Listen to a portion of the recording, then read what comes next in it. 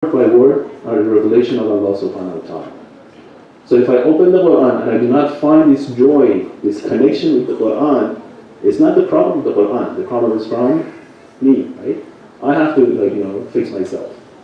So how does this correction start? I have to go back to the deeds that I do throughout the day or throughout the week, throughout the month, and then find where the problems is. They say a person cannot have two hearts. Every person has one heart. This heart beats only for one thing. It's either beats for good or bad. Either beats for khayr or it beats for shar, right? It cannot be both of them. That's a contradiction, right? So when I do not find this attachment, I do not find this interest in the Quran, then I have to go back and do a review where the problem is. The same thing applies for offering the prayer, right? Everybody knows on the day before Ashura, on the day of Tasu'a, right? When Umar Salam makes the first march against the tents of Abu Abdullah al-Hussein, what does Imam al-Hussein do? He's the one who has the motto, right? Hayhat min az-zillah, right? What does Hayhat min az-zillah means? That no matter what you do, I will not bow to, for example, you if you're like an oppressive person, right? So Imam al-Hussein has this motto. All of a sudden on the day before Ashura, he goes completely opposite of his motto. What does he say? He tells his brother, Hazrat Abu al-Faz, to do what? To go and ask them for one extra night. Why? And he says, because I love offering prayer and reciting the Quran. One extra night at the middle of the battlefield, right? Just to offer prayer and recite the Quran. Do we feel the same about offering the prayer and reciting the Quran? How far off are we from this? We say this is a criterion, right? The Imam is the leader, right? So that's 100%. How far are we from this 100%? Are we at 1%, 2%, 3%, 4%? Inshallah, we're not negative, right? And how can we extend it? How can we increase it to the point that we actually start enjoying offering the prayer? Because that's what the topic of ibadah or ubudiyya means, right? In English, they again translate it to servitude, or they translate it to obedience. Again, both of these terms have this negative intonation to it.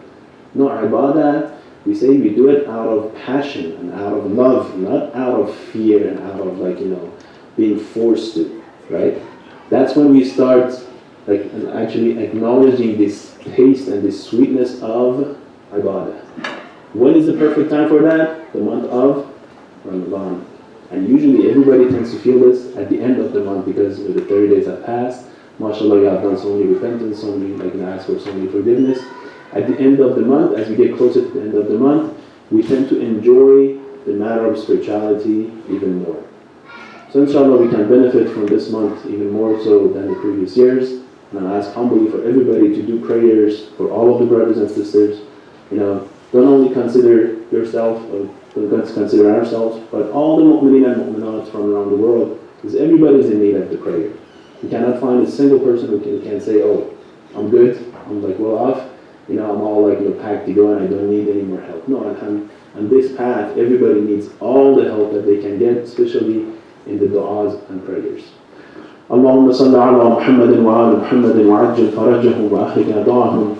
Oh Allah, we ask you humbly on this beloved night to hasten the appearance of our Imam Zaman. Oh Allah, we ask you humbly to put us among his true companions. Oh Allah, we ask you for forgiveness. We'll ask you for the cure of our diseased ones. Oh Allah, we'll ask you for the forgiveness of our past ones and beloved ones. Oh Allah, we'll ask you to put our end a very good and blessed end. Oh Allah, we'll ask you to actually give us the blessing and the tawfiq to have a perfect month of Ramadan.